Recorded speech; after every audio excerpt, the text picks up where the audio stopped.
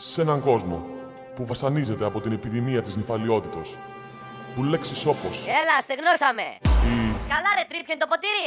Να σου πω, αυτά είναι από τα κερασμένα! τιμωρούνται.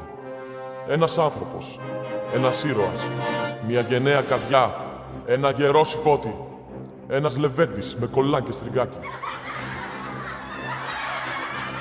Που και μόνο στο όνομά του μερακλείδες όπως Λέμι, Ορέστης Μακρύς, Σώτης Βολάνης, φοράνε φουστίτσα. Και αυτός είναι ο Γιαρακάκη Μαν. Μαλάκα, δεν αντέχω άλλο, τα βλέπω λευκία!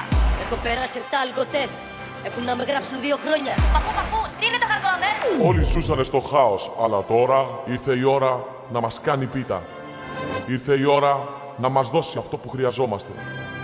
Χρειαζόμαστε έναν ήρωα. Τον Γιαρακάκη Μαν. Χρειαζόμαστε...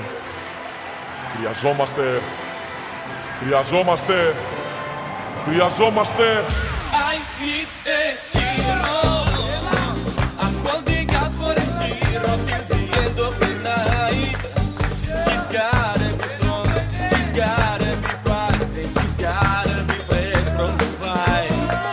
I need a hero.